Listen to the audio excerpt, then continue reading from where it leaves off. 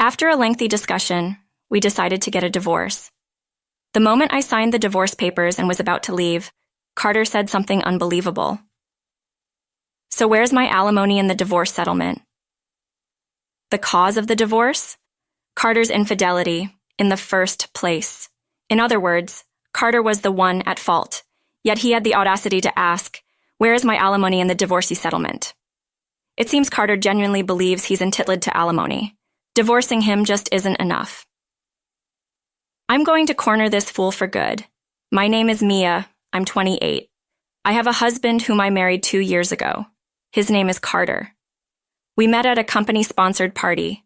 I work for a fairly large company that owns several subsidiaries. 4 years ago, this party was held, and that's when I happened to meet Carter. Ironically, I'm an executive at the corporate headquarters, a successful career woman. Carter, on the other hand, is a staff member at a small branch of a subsidiary. Naturally, my income is much higher. Modestly put, about 3 times that of Carter. While we started dating, Carter was quite concerned about this. "Do you think a staff member like me is a good match for someone like Mia, Carter?" I don't worry about things like that, but still, I feel inadequate as a man. "So, are you going to give up on our future just because of that?" "I love you, Mia, but I might cause you hardships if we become a family. Supporting each other is a given, right? Even now, you're supporting me, Carter. Yeah, you're right. I'll work hard for a promotion." And so, our relationship officially began. After about 1.5 years of dating, we got married 2 years ago.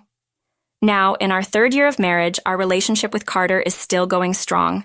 We openly express our love as a couple and had agreed to focus on our careers until we had children.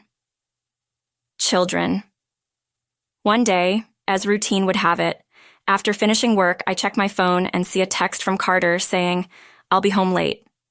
He's apparently grabbing dinner on his own, so I decide to treat myself to a meal out before heading back. After showering, I'm lounging in the living room when I hear the door creak open.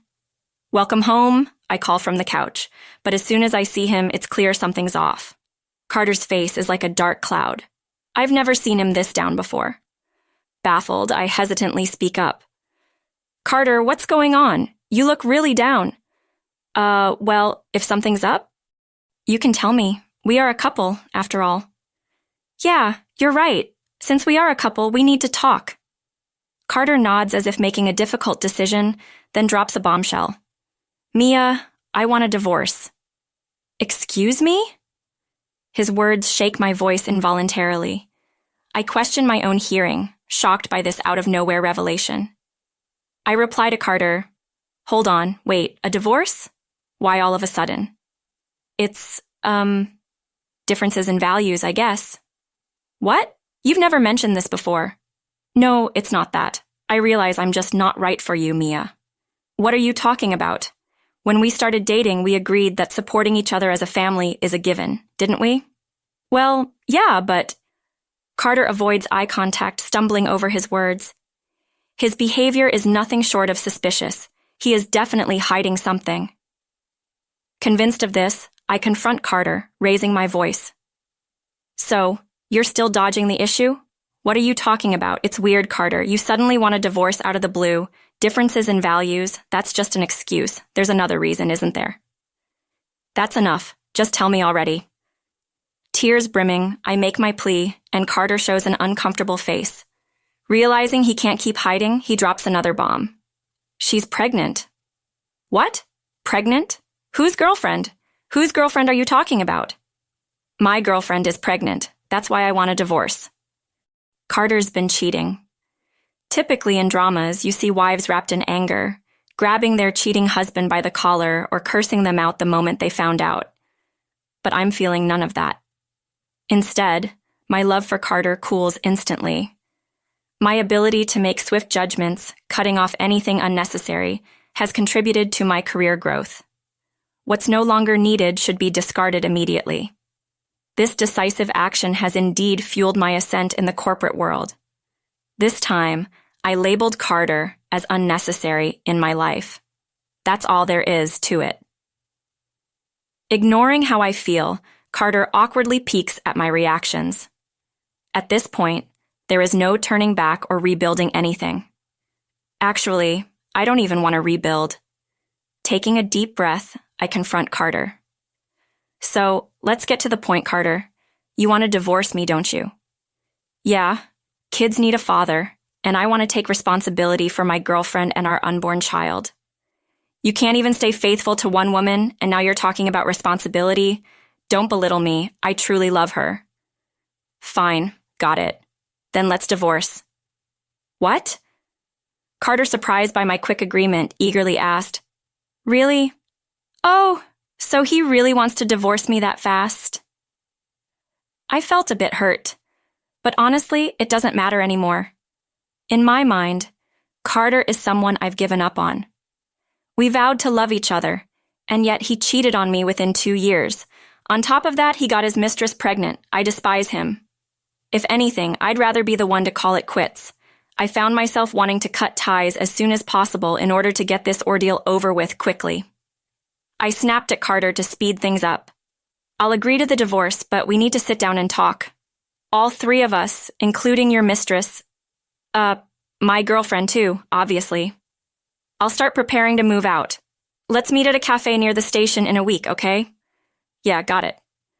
Great, that's settled then, I said. I left. Carter widened his eyes at my words for a moment, realizing he had no ground for objection. He quickly began making preparations to leave. Afterwards, I canceled the apartment lease and started looking for a new place. Carter spent the intervening week sleeping at his mistress's apartment. A week later, the Carter I met looked oddly refreshed. I rolled my eyes at the sight of him entering the cafe arm in arm with his mistress, showing no sign of remorse. Without caring about my reaction, Carter casually spoke. Sorry to keep you waiting.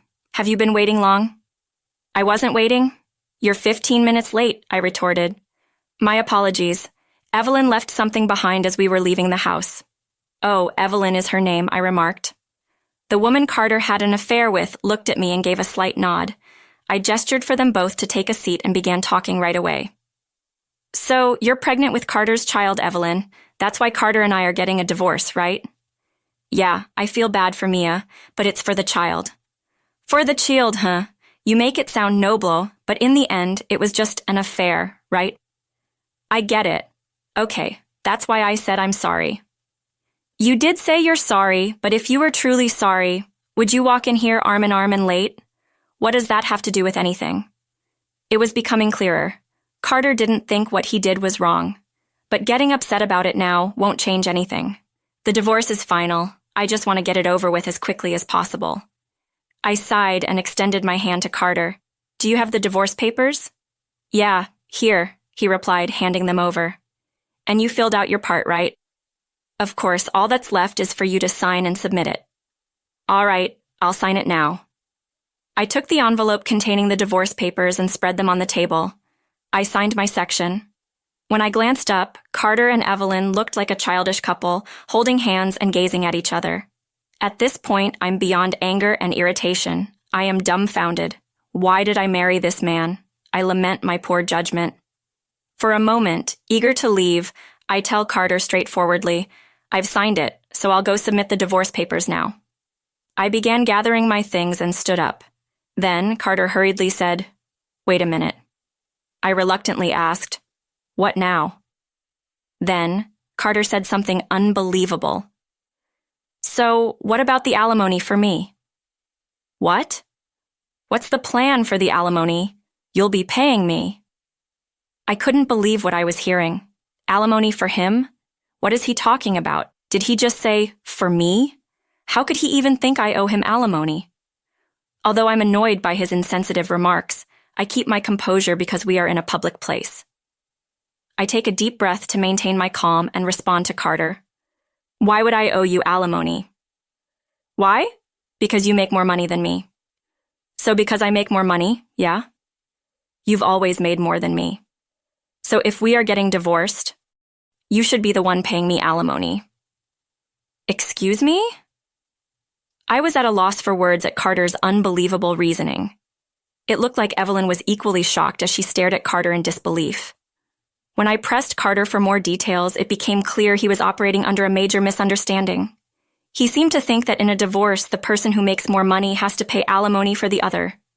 So, in Carter's mind, since I earn 3 times as much as he does, I would be the one paying alimony. In the divorce court, I was stunned. He didn't know the basic fact that the person at fault in the marriage is the one who pays alimony. Even more mind-boggling was that he cheated, but somehow thought he would be the one to receive alimony. At this point, his delusion was almost applause-worthy. But jokes aside, there's no way I would ever pay alimony to a guy like this. Visibly disgusted but keeping my composure, I said, "Are you okay in the head?" "What? Why would you say something like that just because you don't want to pay alimony?" "No, it's not about whether I want to pay or not. I will definitely not be the one paying." "Huh? Don't you get it? The person who pays alimony is the one at fault, which is you, me." Carter looked utterly confused, as if he couldn't process the situation. I glanced at Evelyn for support, and she nodded in understanding. Carter, turning pale, pulled out his phone. Divorce, infidelity, alimony. He started hastily typing these keywords and searching. After some reading, he let out a resounding, "This can't be." That echoed throughout the cafe. You almost have to admire stupidity of this magnitude. Then, in the cafe, Carter began to apologize. Wait, Mia. I get that I'm the one at fault, but I can't afford to pay alimony." "Excuse me? You cheat, and now you say you can't afford it? You know I don't make much, Mia. Plus, we're about to have a baby." "So what? That has nothing to do with me. How could you?" Finally realizing the gravity of this situation, tears filled Carter's eyes. He grabbed my shoulders and began to plead, loudly enough for others to hear. "Mia, come on. What about us? What are you trying to say? We were so in love. Why are you asking for alimony now?" "Look, enough is enough, Mia. Didn't you ever love me, or were you cheating on me all along?" "Excuse me." Carter spouted nonsense, trying to twist the narrative into me being the cheater. At that point, any lingering sympathy I might have had for him vanished completely. At this point, I couldn't care less who was around. I glared down at Carter, raising my voice like never before. "Seriously, Carter, get it together." "What, Mia? Why should I pay you a dime in alimony after our divorce? It should be the other way around. You should be paying me. You cheat without a care and then have the audacity to say, 'Pay me alimony because you make more money'? Are you kidding me? Don't talk nonsense." Stunned by my outburst, Carter froze. I didn't stop there. "You're not the one who should be asking for alimony. I am. I'm claiming the maximum amount from you and even from that woman you cheated with. I don't care if you two have a child or not. Fall from grace and make it a spectacular one, both of you." Having said my piece, I grabbed my bag and the divorce papers and left the cafe.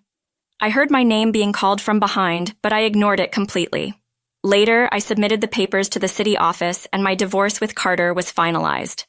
Thanks to my lawyer, I was able to claim alimony smoothly. I billed Carter for $30,000 and Evelyn for $10,000. They both begged for a reduction, but I shrugged it off. They had to borrow money from all sorts of places to pay me. Even with a child on the way, they ended up in debt. I canceled the lease on our apartment and moved into a new home, telling no one the address. I explained the situation to my employer and requested a transfer. I was assigned to a branch near my new home. Now I won't have to see Carter ever again. On the other hand, it seems Carter has successfully remarried Evelyn afterward. I heard he quit his job. Well, got fired is more like it, though they talked about doing it for their coming child. Their future doesn't look bright. Continuing the story, adding more interest to it, it turns out that one of Carter's coworkers happened to be in the same store where we had our divorce discussion. The coworker apparently overheard the entire conversation, and it became the talk of the office. Now Carter is getting stares from everyone. "Did you hear? He cheated and still asked his wife for alimony. Really disgusting. Stupid, too. Poor wife. Yeah, he was like, 'She earns more, so she should pay me alimony.' Crazy, huh? That's just unbelievable. Makes me sick." Eventually, Carter was encouraged to resign and is now juggling part-time jobs while looking for a new full-time position. Despite Evelyn being pregnant, he works from morning till night.